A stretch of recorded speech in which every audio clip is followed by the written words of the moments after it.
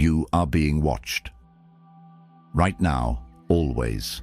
Every gesture catalogued, every word weighed, every moment of weakness stored for later use against you. This is not paranoia.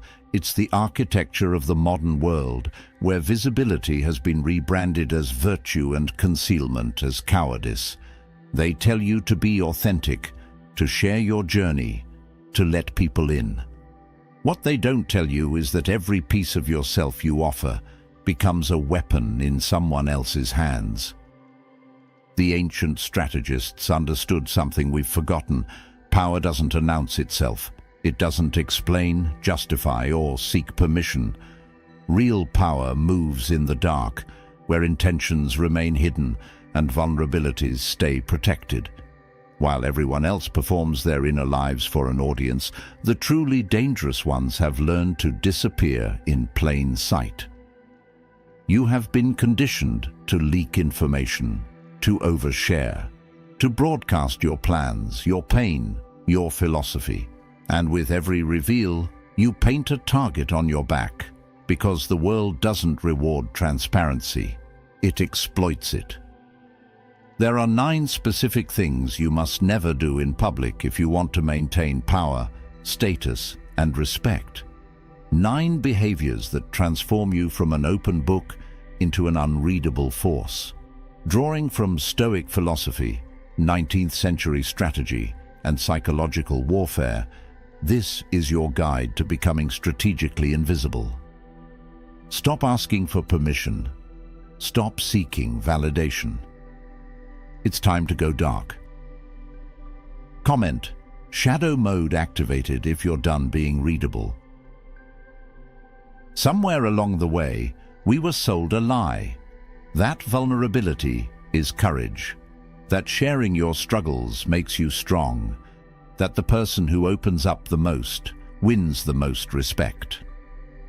This is the rhetoric of a culture that profits from your exposure. Social media platforms monetize your confessions.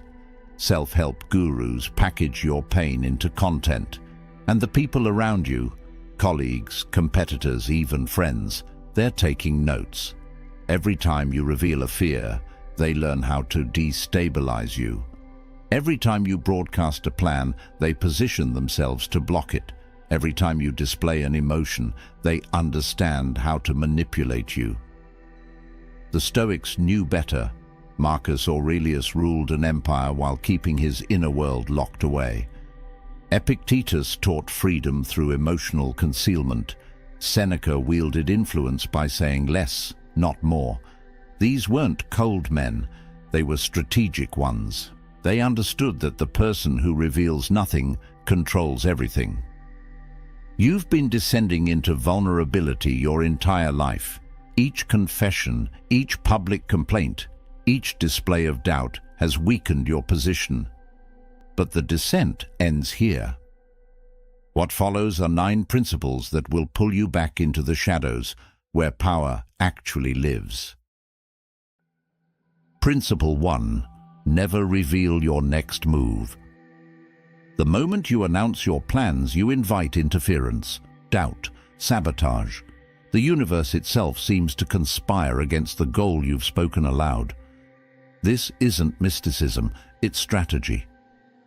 When you tell people what you're going to do, you give them time to prepare, to position themselves in opposition, to steal your idea, to tell you why it won't work. You activate their insecurities, their jealousies, their need to feel superior by predicting your failure. And even if they wish you well, their expectations become a weight you carry, a performance you must now deliver. Sun Tzu wrote that all warfare is based on deception. The general who telegraphs his strategy loses before the battle begins. The entrepreneur who announces the startup gets copied. The artist who shares the unfinished work gets critiqued into paralysis. Silence is the ultimate competitive advantage. Marcus Aurelius advised us to confine ourselves to the present. Not because the future doesn't matter, but because broadcasting it weakens it. Your plans are fragile in their early stages. They need protection, not exposure. They need the quiet space to develop away from the judgment, the advice, the interference of others. The powerful move in silence. They build in private. They execute without warning. And when the world finally sees what they've done, it's too late to stop them. The opportunity to interfere has passed. So keep your ambitions close. Let your results speak. Let others wonder what you're working on while you're already 10 steps ahead. Ambiguity creates fear. Certainty creates targets. Stay ambiguous. Principle 2. Never complain in public.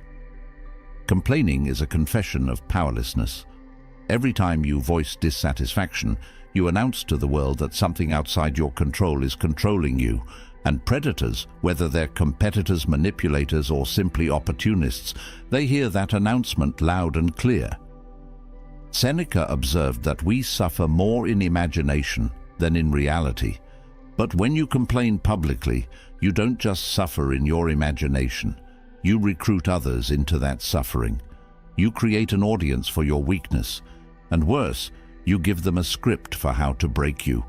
They learn exactly which buttons to push, which circumstances destabilize you, which frustrations render you ineffective.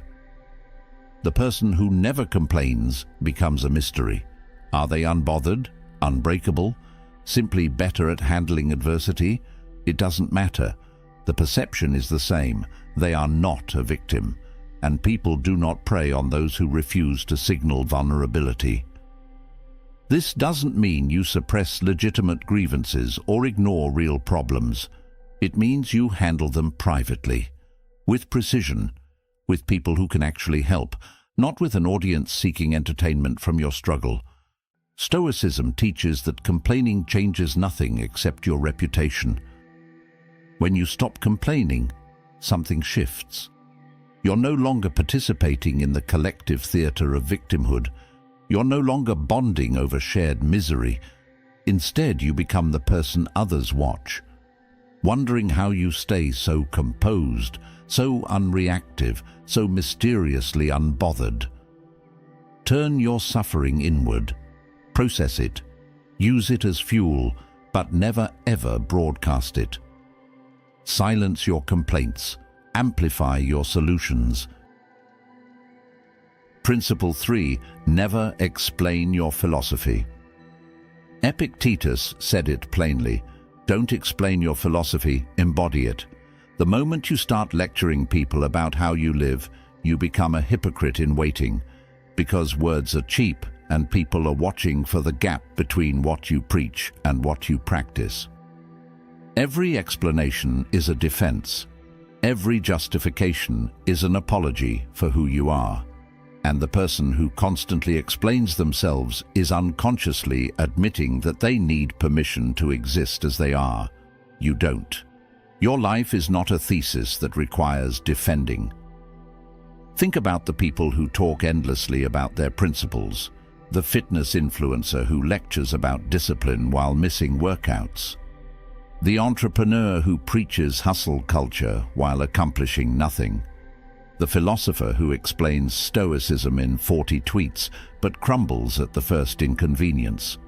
Their words dilute their credibility. They've confused talking about the path with walking it.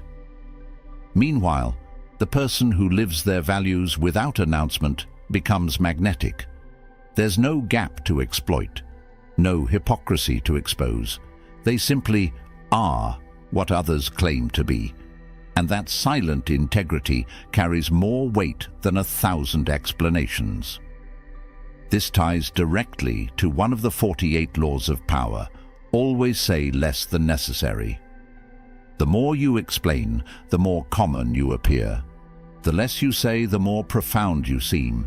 Mystery elevates, over-explanation diminishes. So live your philosophy quietly. Let your choices reflect your values. Let others wonder what drives you. And if they ask, smile and say nothing. Your life is the explanation. Principle 4.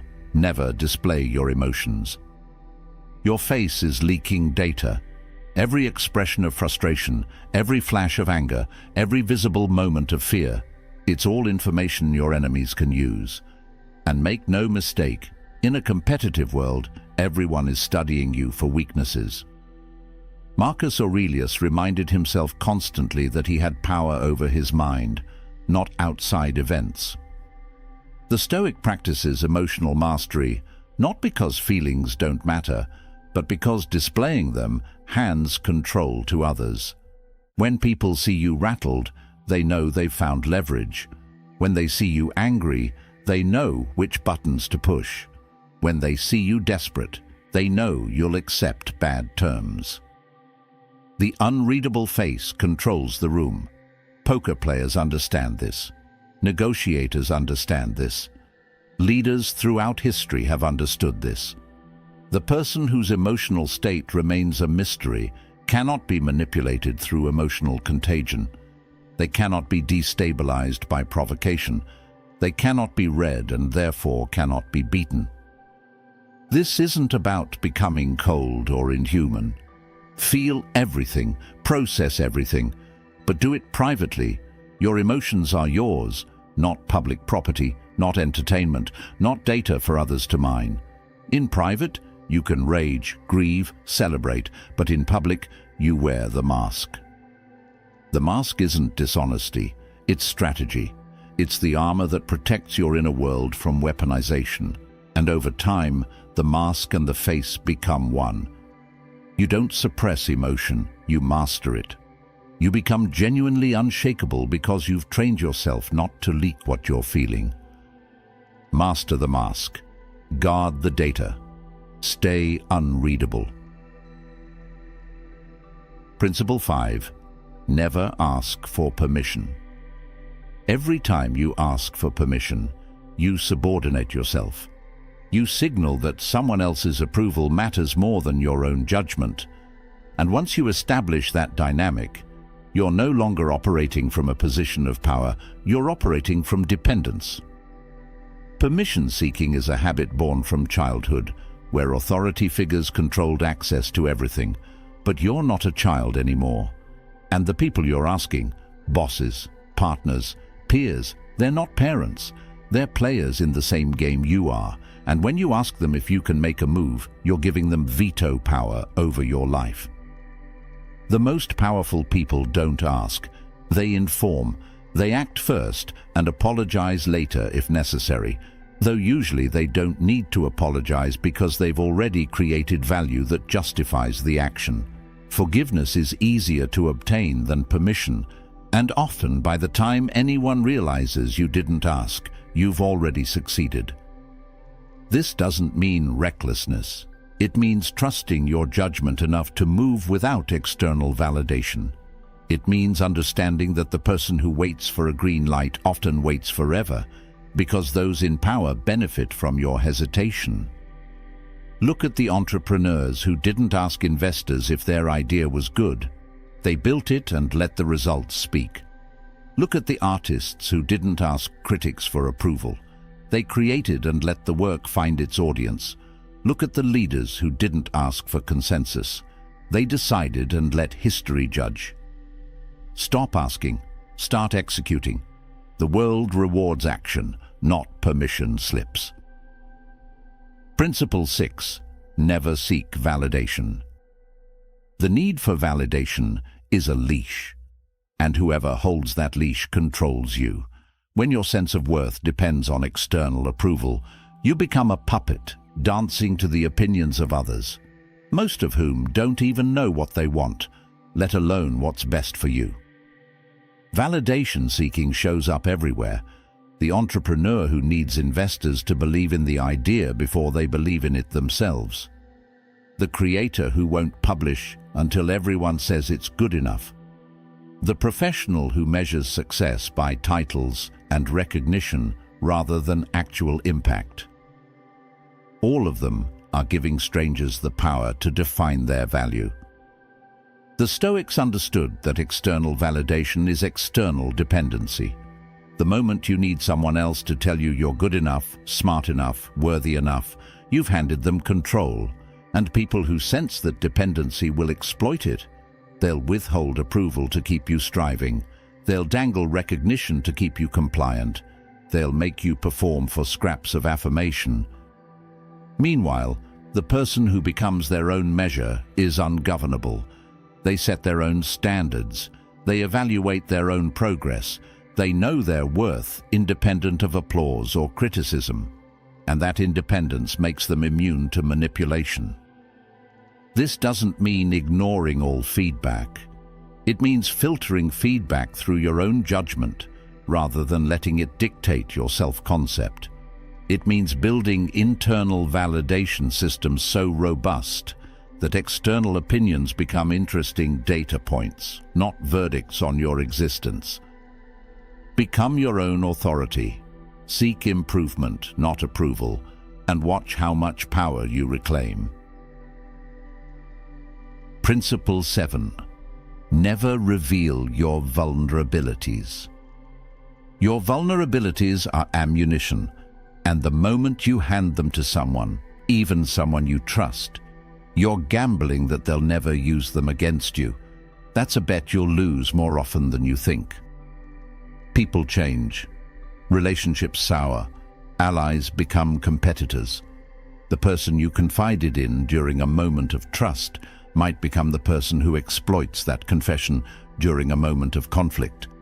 And even if they never weaponize it intentionally, they now see you differently. You're no longer the unshakable presence. You're the person with that weakness, that fear, that soft spot. One of the 48 laws of power advises keeping others in suspended terror by cultivating unpredictability. But if people know your vulnerabilities, you become entirely predictable. They know exactly how to destabilize you. They know where to apply pressure. They know which fears to activate. This isn't about pretending to be perfect. It's about protecting your shadow. Everyone has weaknesses. Everyone has fears. But the strategically minded individual keeps those tucked away, visible only to themselves, processed privately, never offered up as proof of authenticity. There's a cultural movement that romanticizes vulnerability as the highest form of courage. But courage isn't exposing your soft underbelly to potential predators. Courage is carrying your burdens without burdening others. It's processing your pain without performing it. It's being human without being an open wound. Guard your shadow. Work on your vulnerabilities in private. Get help if you need it, but from professionals, not from audiences. And never mistake oversharing for intimacy. Protect what can hurt you. Principle 8. Never apologize for your ambition. Ambition makes people uncomfortable. It reminds them of their own complacency. It threatens the social equilibrium where everyone agrees to want small, safe things. And the moment you apologize for wanting more, you're colluding in your own diminishment. The tall poppy syndrome exists across cultures, the tendency to cut down anyone who rises above the average. People will call you arrogant for wanting success, selfish for prioritizing your goals, ruthless for refusing to slow down to their pace. And if you apologize, if you soften your ambition to make them comfortable, you've just confirmed their judgment. You've admitted that wanting more is something to be ashamed of. It's not. The Stoics taught that we should live according to our nature, and if your nature is to build, to achieve, to dominate your field, then apologizing for that is a betrayal of yourself. You don't owe anyone a smaller dream just because yours makes them feel inadequate. When you own your ambition unapologetically, something interesting happens. Some people recoil, let them. They were never going to support you anyway. But others, the ones who also hunger, who also refuse to settle, they recognize you, they gravitate toward you, they want to build alongside you. Your ambition is not a character flaw, it's fuel. It's direction. It's the thing that pulls you out of mediocrity and into significance. So stop downplaying it, stop cushioning it with false humility, state what you want clearly and pursue it relentlessly. Own your hunger. Principle 9. Never telegraph your discontent. The moment you signal dissatisfaction, you signal intent to leave. And whether it's a job, a relationship, or an alliance, people start preparing for your exit, which usually means replacing you, sidelining you, or preemptively removing you before you can leave on your terms. Think about the employee who starts complaining openly about their role. Management hears it. And even if the complaints are valid, the message received is, this person is already halfway out the door, so they stop investing in that person. They stop offering opportunities. They quietly begin looking for a replacement. And when the employee finally does leave, they're surprised to find they've been strategically sidelined for months. Contrast that with the employee who says nothing, who continues performing at a high level while quietly interviewing elsewhere, building leverage, preparing the next move. Then one day they resign, not with a list of grievances, but with a better offer in hand. They leave on their terms, with their reputation intact, and often with a counteroffer they can either accept or use as further leverage. One of the 48 laws of power teaches us to assume formlessness, to remain so adaptable and unreadable that others can't predict or counter your moves. Telegraphing discontent destroys formlessness. It announces your intentions. It gives others time to prepare defenses. So if you're unhappy, process it privately. Make your moves in silence. Build your exit in the shadows. And when you're ready, strike decisively. Don't complain your way out. Disappear and reappear somewhere better. Strike from the shadows. You've climbed out, from exposure to protection, from readable to unreadable, from apologetic to authoritative. These 9 principles aren't restrictions, they're armor. They're the framework for a life lived beyond manipulation, beyond exploitation, beyond the constant vulnerability of an overshared existence. The world will call you closed off, secretive, calculating. Let them. While they're performing their lives for an audience, you're building in the dark. While they're seeking validation, you're creating value. While they're explaining themselves, you're simply being undeniable, unreadable, unstoppable. The shadow doesn't announce itself. It doesn't justify. It doesn't apologize or seek permission. It moves with precision, strikes with timing, and disappears before anyone understands what happened. This is who you become when you stop leaking power, when you stop handing your enemies the blueprint for your destruction, when you embrace the strategic value of silence. So here's your final instruction, and it's the hardest one. Stay silent about what you've learned here. Don't explain these principles to others. Don't announce your transformation, just embody it. Go dark, stay dark. And watch how the world rearranges itself around your new, unreadable presence. If you're ready to stop leaking power and become unreadable, leave a comment below. Shadow mode activated.